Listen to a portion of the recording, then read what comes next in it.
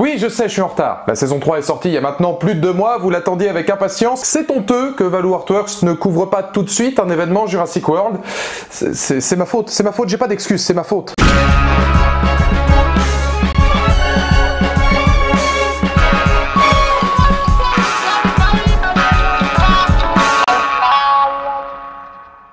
Bonjour à toutes et à tous, c'est Valou et bienvenue pour cette toute nouvelle vidéo, ce nouveau Valou TV review chronique de Jurassic World comme Cretaceous saison 3. Effectivement, j'ai mis du temps à sortir cette vidéo, tout simplement parce que je ne savais pas si j'allais couvrir la saison 3 ou alors directement les saisons 3 et 4, parce qu'a priori, et certains le sauront probablement par la scène finale et par les derniers dires de Colin Trevorrow, il y aurait une saison 4 qui n'était pas prévue à l'origine en préparation, qui serait aussi possiblement la dernière. Donc je savais pas si j'allais traiter les deux en même temps, et force est de constater qu'à la fin de ce troisième acte de Comme Cretaceous, il m'est arrivé une sorte de grand paradoxe, puisqu'au cours de cet opus, j'ai eu l'impression de voir peut-être les 3 premiers épisodes les moins intéressants et les moins bons de toute la série, pour partir tout de suite après, à partir de l'épisode 4, sur probablement la meilleure saison, peut-être, de l'histoire de la série. C'est donc très paradoxal, mais ça m'a donné envie de revenir sur cette série. Vous étiez très nombreux, à ma grande surprise, à me demander justement une review de cette saison. Review qui, vous allez le voir, prend plus des airs de zoom, d'autopsie, d'une nouvelle hybride que nous présente Jurassic World, à savoir le Scorpius Rex.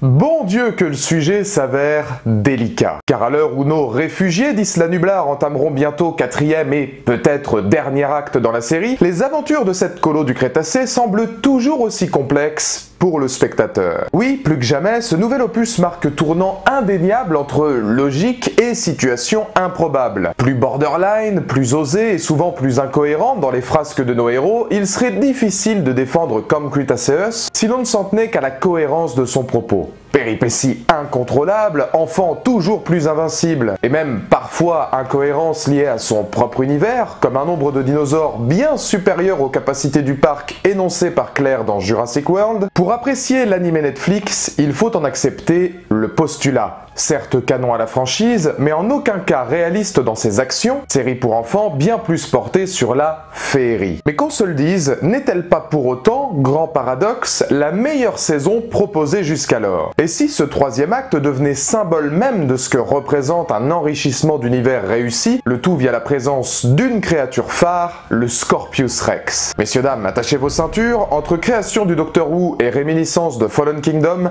bienvenue au cœur d'un show développant encore un peu plus ce fameux monde jurassique.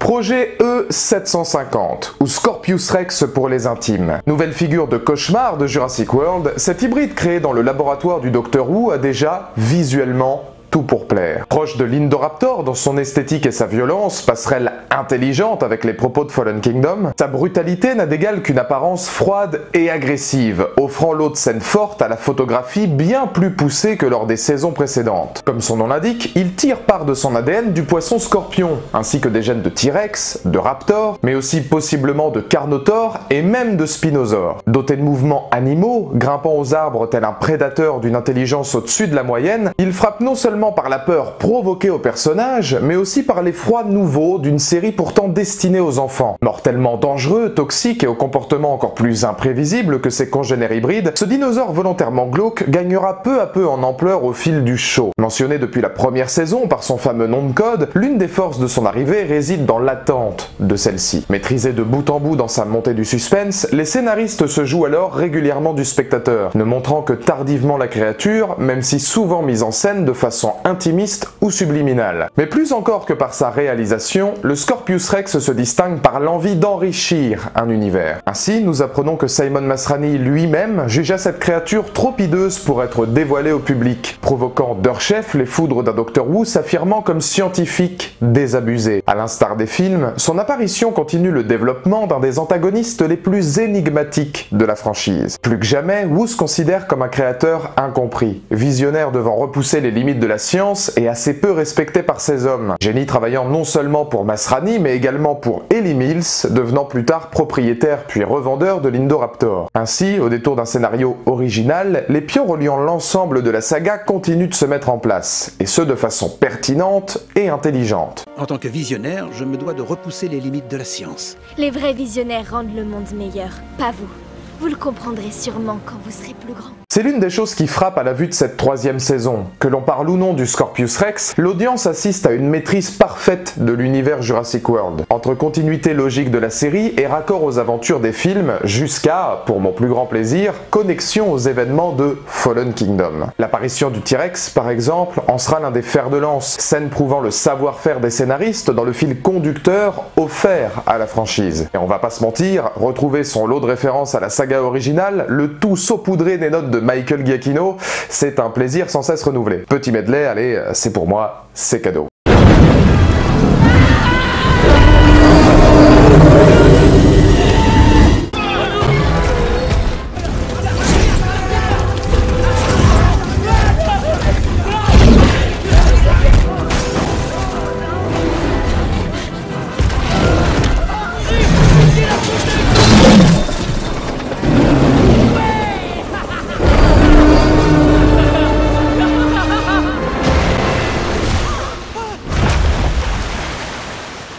Alors quitte à parler grosses références, je ne vous parle pas du retour des adolescents d'Isla Nublar dans la cuisine officielle de Jurassic Park. Et là pour le coup oui, c'est un immense fanservice aux fans de la franchise et aux fans du premier film, mais globalement ça marche.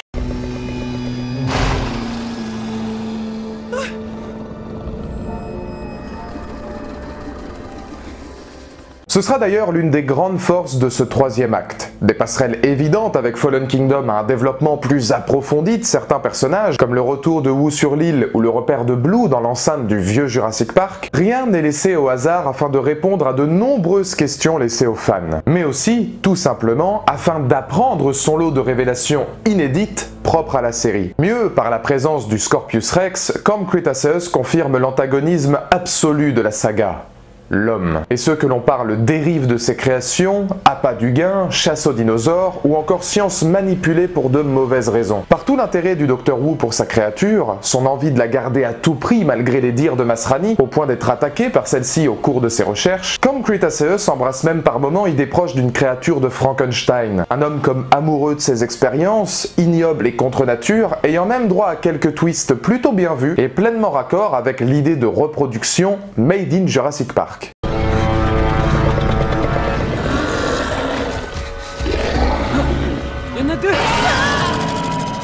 Pourquoi je parle reproduction? Parce que vous connaissez évidemment Ian Malcolm, La vie trouve toujours un chemin, Alan Grant, les systèmes de reproduction entre mêmes sexes. Cette fois on est plus ou moins dans la même idée probablement grâce à l'ADN du Scorpius Rex, une reproduction asexuée via une seule espèce à l'origine, chose qui pourrait justement s'inclure dans cette idée de la science qui va toujours plus loin dans les dérives et c'est intéressant. Porté par un final haut en couleur, certes déjà vu et un brin expéditif mais percutant entre Blue et les deux hybrides, ce sont toutes ces raisons qui font, pour moi, de cette troisième saison de Comme Cretaceous, véritable réussite du genre. Je suis d'accord, il ne faudra pas s'attacher à la cohérence de son action, ni à son lot de scènes improbables à la sauce ta gueule c'est magique. Mais sur le fond, Comme Cretaceous propose exactement ce que l'on pouvait attendre d'elle. Une autre vision de Jurassic World, des réponses et de nouvelles directives permettant de comprendre les agissements passés et futurs de certains personnages. Avec le Scorpius Rex, il est maintenant beaucoup plus simple de comprendre l'attachement de Wu pour l'Indominus, et aussi et surtout pourquoi le scientifique tenait absolument à finir pleinement le projet Indoraptor avant de le vendre, ne souhaitant pas reproduire les mêmes erreurs qu'avec sa précédente créature. Avec le Scorpius Rex, Jurassic World fait comprendre aux fans que les tentatives d'hybride, tant décriées par certains, ne furent finalement que le symbole des dérives de l'être humain, jusqu'au chaos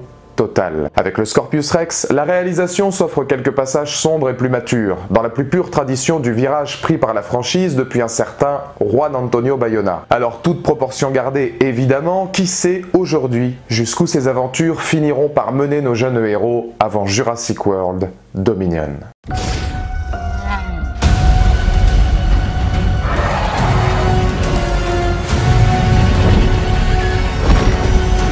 Voilà donc pour cette analyse sur le Scorpius Rex, sur tout ce que cette saison 3 apporte au lore Jurassic World. Dans les commentaires ci-dessous, n'hésitez pas à me donner comme d'habitude votre point de vue. C'est une série qui a encore évidemment les mêmes défauts, c'est pas de la haute littérature, ça prend vraiment son temps pour se mettre en route pour le coup, mais derrière je pense qu'il y a une véritable plus-value pour amener quelque chose de différent, pour amener quelque chose d'un petit peu plus horrifique, d'un petit peu plus glauque, d'un petit peu plus sombre, à l'image d'ailleurs de ce que fait Trevorrow depuis quelques temps sur la franchise et même Steven Spielberg et Bayona à la réalisation. Toujours évidemment ces incohérences qui sont le propre malheureusement de la série, toujours cette volonté d'être diagnostiquée série pour enfants, toujours des séquences un peu surréalistes et des dialogues à l'eau de rose, mais c'est vrai que là quand on parle du lore, effectivement en fan moi de la licence Jurassic World, j'y ai vu des qualités et je trouvais ça important de le souligner. Une place n'est pas un mot mais une promesse d'avenir pour croire en mes rêves. T'es dans le vide et l'autre sur l'accélérateur. Être gentil c'est vraiment cool, être honnête c'est fédérateur. Mais ce qui toujours l'est, faut qu'il y en a de plus en plus.